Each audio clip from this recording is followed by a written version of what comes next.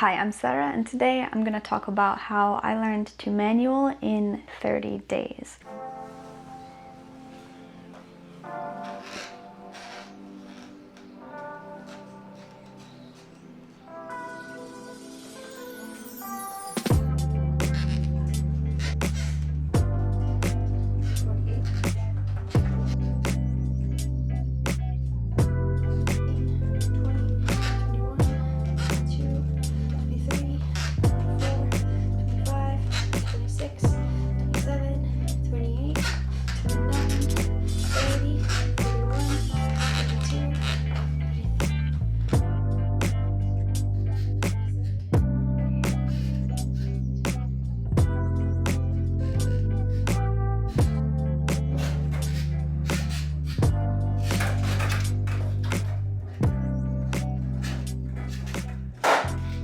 Now this video is going to go in depth on the method that I use to get a more controlled and semi-consistent manual in just 30 days. And also share what I learned about foot positioning, pressure points, and balance along the way.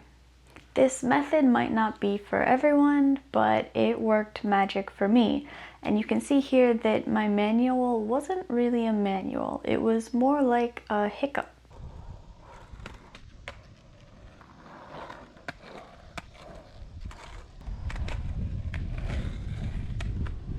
But by the end of these 30 days, not even 30, but 25 days, I was finally able to do this dream trick of mine.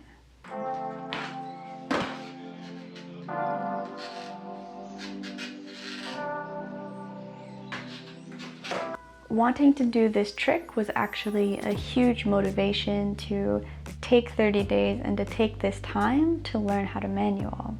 So I'd like to offer myself as proof that this method has worked for at least one person. So before you learn how to manual, the one thing that you absolutely have to have down is riding. If you're a solid rider, tic-tacker, and carver, then you should be able to approach the manual. But if you aren't, you might really struggle with the manual. A manual is basically done by putting pressure on the tail and then balancing your body weight and the tension between your feet over the trucks so that you can keep your nose in the air for as long as possible or as long as you want.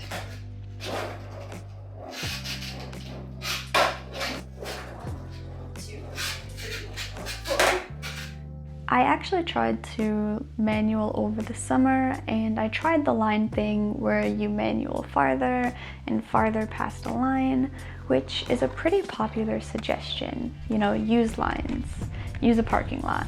But for some reason, I just didn't enjoy that method. I could never find myself motivated to try it. And so I kind of put the manual on the back burner until last month. I finally thought of my own way of practicing the manual to work my way up to rolling manuals. I decided to manual every day for 30 days. I did take rest days, but I did a full 30 sessions. With the New York weather as cold and terrible as it is, I did decide to start working on stationary manuals just in this room on that little recycled carpet that I use for carpet boarding. And for the first 15 days of this experiment, I decided to manual every single day for 60 seconds. That was it. But I didn't set a timer. No, I decided to count to 60. But there were a few rules. 1. I started counting only after my trucks lifted off the ground completely. 1, 2. I had to hold the manual for at least 2 seconds, so there were no 1-second manuals. 13, 14, 15, and 3. I had to start the next number with the one that I ended on. For example, if my trucks touched the ground on count 10, I started the next manual from 10. There would be no half seconds. But I didn't just work on manuals.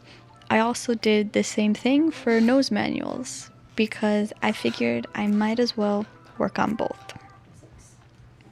Somehow it was just perfect for me. It was almost like meditating, and every day I could feel myself get a little bit better. The first day, it took me 10 minutes to do 60 seconds of a manual and 60 seconds of a nose manual. And by the 14th day, it took less than 4 minutes. My record was actually 3 minutes and 19 seconds.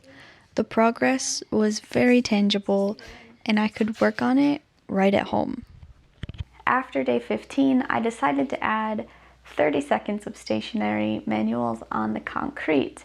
And yes, I am very aware that doing stationary manuals on concrete is much harder than doing them while rolling. But that was kind of the idea for me.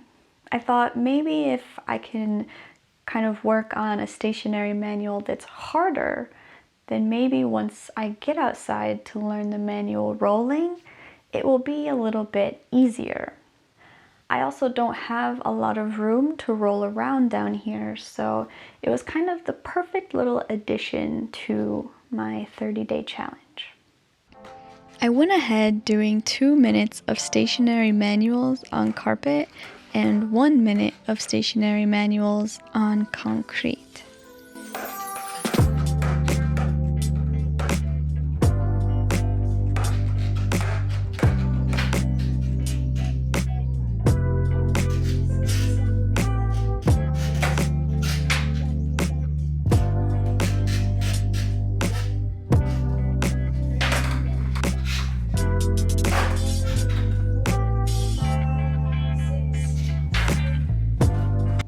And then I added rolling manuals after day 15 as well.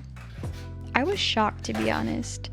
Over the summer, I struggled so much just to lift the trucks off the ground, and although I didn't have a space to roll around, I could just feel how much more controlled my manual was than the wild ones I had tried over the summer.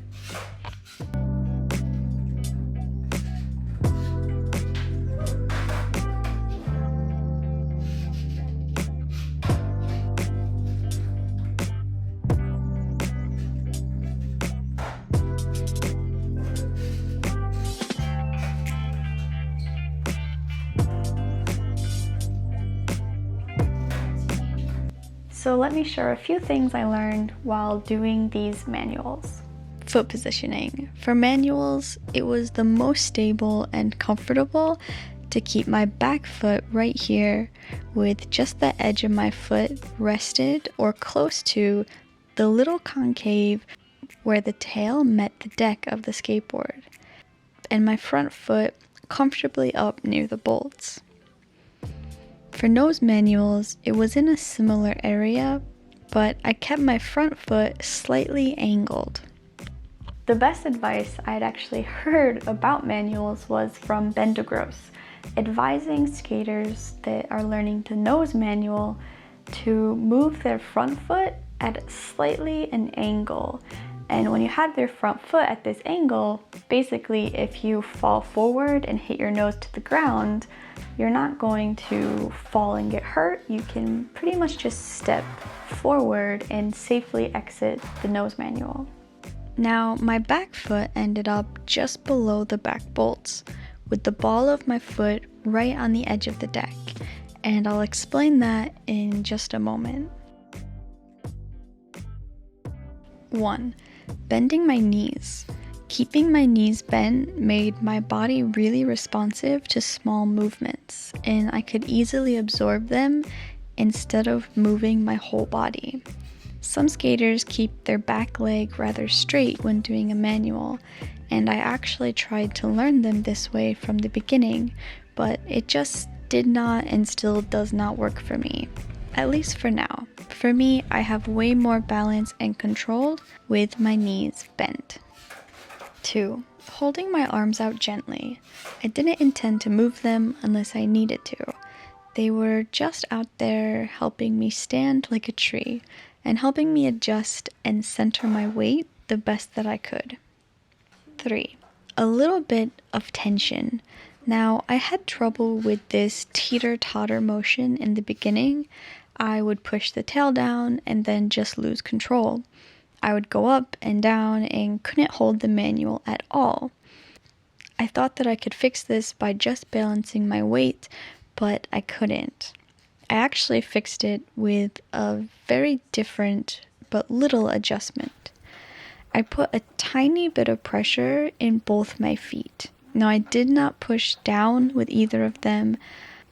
I bent my knees and then gently put pressure into my feet in order to do one thing, which was to hold both the board and my body steady.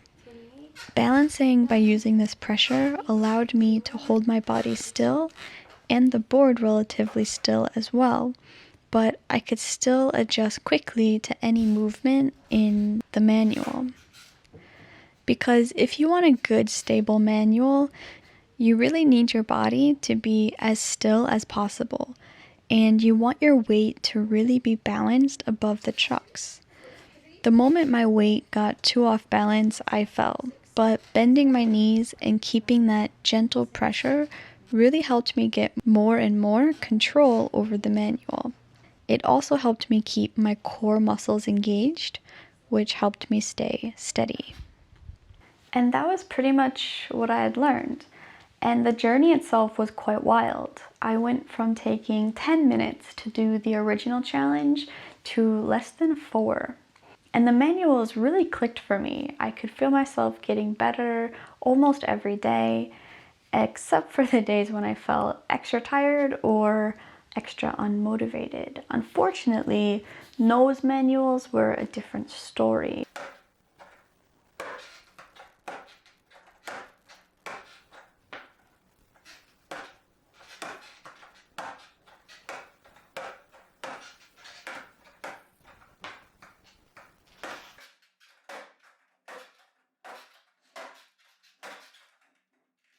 I really struggled with the nose manual. It was so difficult for me to get a hang of it, and I really had to do a lot of experimenting with foot positioning and pressure points and balance, and it wasn't as fun. Basically, I realized that I leaned heavily to my heel side. This is really normal though. When learning to manual, you aren't actually just learning to balance your front foot and back foot. You're also learning to balance your feet between your toe side and heel side. But that's really hard to do, and it wasn't even something I realized until I tried to manual on a different board, as this board has really tight trucks. If you have loose trucks though, you'll notice very quickly that it's difficult to balance both axes. But I think that's okay. You'll notice a lot of skaters aren't perfectly balanced on both axes and favor either their heel side or toe side during a manual. So don't worry about it too much right now.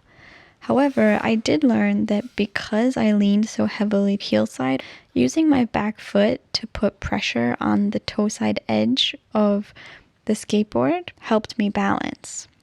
And these pressure points gave me the most control. Also, as you can see here, by day 25, I was really starting to get steadier, even with that. And hopefully, as I practice and get better, I'll develop more and more core strength and balance. I'm so excited to go out this spring and finally get to work on these manuals while rolling. Now, I'll probably just keep going with my counting method because I really enjoy it. And like I said, it's kind of a meditation for me. 10, 11, 12, 13. This challenge is not for everybody.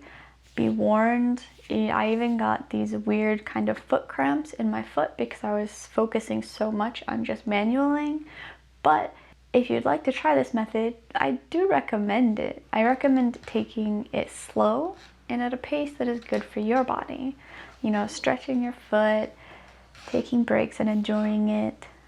It might take a while, but if you put in the effort, then that is going to be reflected in the results. Now, I know this video was really long, but there was a lot of information in it. I really hope that you enjoyed it. I hope that you got something out of it, and I hope to see you next time.